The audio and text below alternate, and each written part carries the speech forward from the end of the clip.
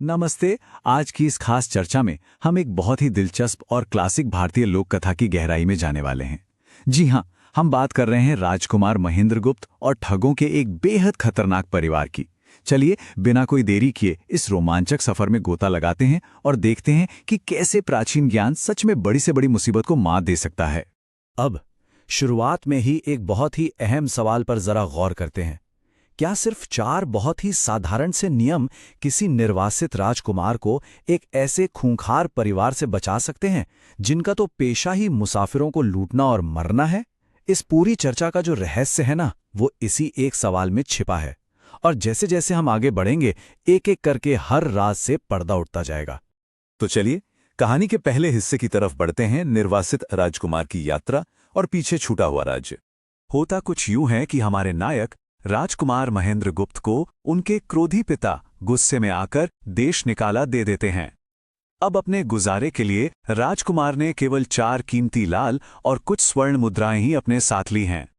भारी मन से अपना राज्य छोड़ने के बाद भाग्य उन्हें शहर से दूर एक साधु के आश्रम में ले जाता है। और यकीन मानिए, यहीं पर एक ऐसा संवाद होता है जो आगे चलकर उनकी पूरी नियति तय करने वाला है। और यहीं से शुरू होता है हमारा दूसरा भाग, साधु के वो 4 नियम जो आगे चलकर जीवन रक्षा का मार्ग बनेंगे। अब इन नियमों को जरा ध्यान से सुनिएगा, क्योंकि यही वो 4 अचूक बातें हैं जिन्हें साधु ने राजकुमार को परदेश में जिंदा रहने के लिए बताई थीं। पहला, परदेश में हमेशा 1 से भले 2 होते हैं। दूसरा, किसी अजनबी का दिया हुआ खाना खाने से पहले उसे हमेशा किसी जानवर को खिलाकर देखें। तीसरा, किसी अजनबी के बिस्तर पर सोने से पहले उसे अच्छी तरह झाड़ लेना चाहिए। और चौथा, अगर कभी शत्रुओं के फंदे में फंस जाएं तो हमेशा नरमी और ज्ञान की बातों से काम लें। देखिए, ये सिर्फ कुछ नियम नहीं हैं, बल्कि ये राजकुमार के लिए एक ऐसा सुरक्षा कवच है जो हमें सिखाता है कि मुश्किल से मुश्किल हालात में धैर्य और सजगता कैसे काम आती है। अब बारी आती है तीसरे भाग की, जानलेवा जालों से बचाओ, और इन नियमों की असली परीक्षा, क्योंकि असली मजा तो थ्योरी को प्रैक्टिकल में देखने में है ना?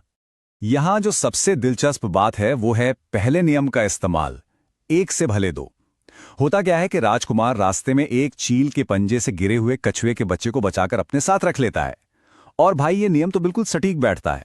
जब राजकुमार एक पेड़ के नीचे सो रहा होता है, तब एक सांप उसे डस लेता है और तभी एक कौवा उसकी आंखें निकालने आ जाता है। लेकिन वो छोटा सा कछुआ तुरंत कौवे को पकड़ लेता है और सांप को भी मजबूर होकर राजकुमार का विष वापस खींचना पड़ता है।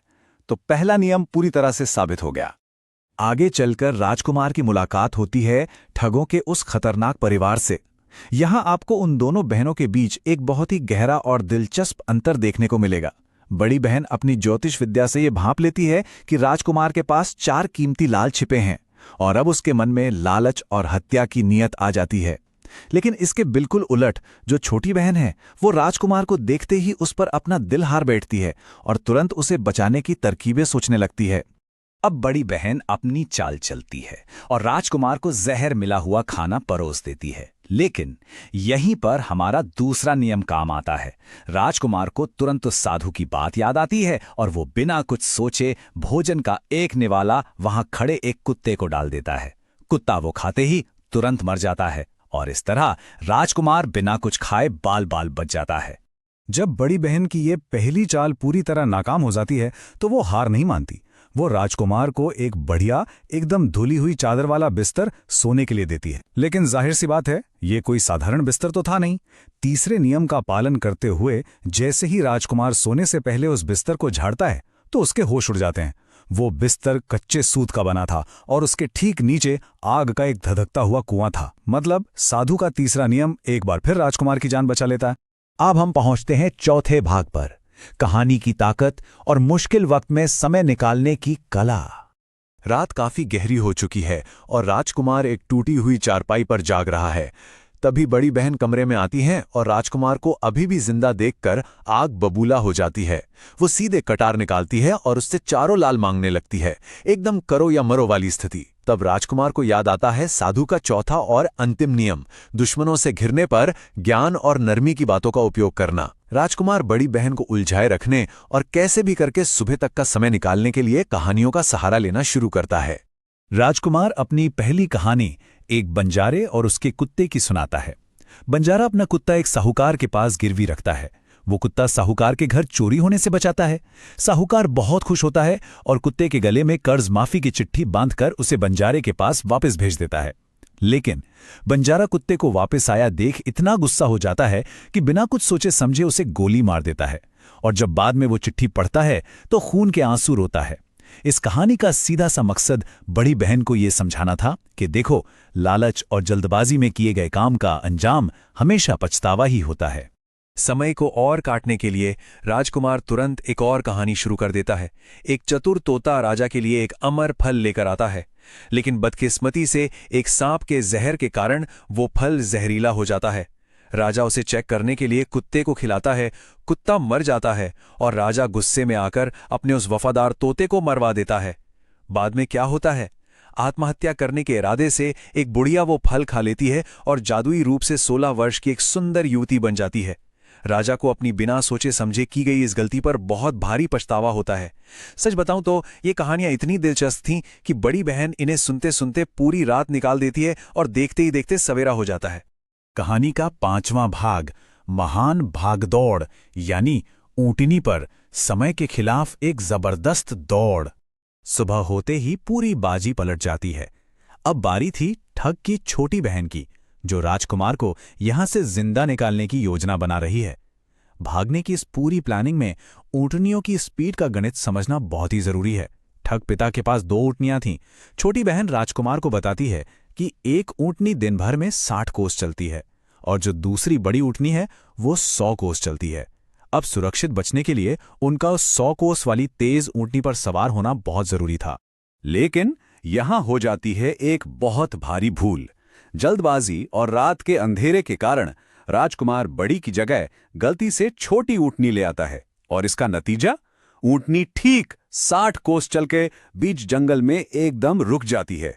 अब वे दोनों बुरी तरह फंस चुके हैं और वो क्रोधित ठग पिता तेज ऊंटनी पर सवार होकर उनके बिल्कुल पीछे आ पहुंचा है। स्थिति अब सच में बेहद तनावपूर्ण हो गई है। अब यहां हमें एक शानदार चतुराई देखने को मिलती है जिसने आखिर में उनकी जान बचाई। छोटी बहन तुरंत राजकुमार को एक पेड़ पर चढ़ने को कहती है। जब ठग पिता राजकुमार को पकड़ने के लिए पेड़ पर चढ़ने लगता है तो छोटी बहन बहुत ही चालाकी से उस तेज वाली ऊंटनी को राजकुमार की डाल के ठीक नीचे ले आती है। राजकुमार बिना एक पल गंवाए पेड़ से कूदकर उस तेज ऊंटनी पर बैठ जाता है और वे दोनों उस खूंखार ठग पिता को वहीं पेड़ पर असहाय छोड़कर फुर्र से निकल भागते हैं। और अब हम आते हैं छठे और अंतिम भाग पर, प्रेम, विश्वास और बुद्धिमत्ता का अंतिम पड़ाव। मौत के इतने करीब से गुजरने के बाद दोनों अंततः एक सुरक्षित जगह पर पहुंच ही जाते हैं। राजकुमार और छोटी बहन एक नए शहर में बस जाते हैं और वनवास का समय पूरा होने के बाद बड़ी खुशी खुशी अपने राज्य वापस लौट जाते हैं। तो अगर हम इस पूरी कहानी का निचोड़ निकालें तो मुख्य बातें कुछ इस तरह हैं। नियमों का सही समय पर पालन करने की बुद्धिमत्ता, भारी संकट के समय में राजकुमार का वो कमाल का धैर्य, छोटी बहन का निस्वार्थ प्रेम, और सबसे बड़ी बात, उन दोनों के बीच का वो अटूट विश्वास। सच कहूं तो इन्हीं सब ने मिलकर इस नामुमकिन सी जीत को मुमकिन बनाया। इस चर्चा को समाप्त करने से पहले एक बहुत ही गहरा सवाल हमें सोचने पर मजबूर करता है। आप खुद जरा सोचिए, क्या ये सच में साधु के वो 4 नियम थे, या वो छोटा सा कछुआ था, या फिर छोटी बहन का प्रेम, या शायद राजकुमार की अपनी खुद की समझदारी थी जिसने सच में उसके प्राण बचाए? शायद इन सब का एक बिल्कुल सही संतुलन था। ये कहानी हमें बहुत खूबसूरती से दिखाती है कि जीवन में अपनी प्रेजेंस ऑफ माइंड, धैर्य और इंसानी मनोविज्ञान की गहरी समझ कैसे हमें हर बड़ी से बड़ी चुनौती पार करा सकती है। इस बारे में आप लोग विचार जरूर कीजिएगा। आज की इस दिलचस्प चर्चा में हमारे साथ जुड़ने के लिए आपका बहुत बहुत धन्यवाद।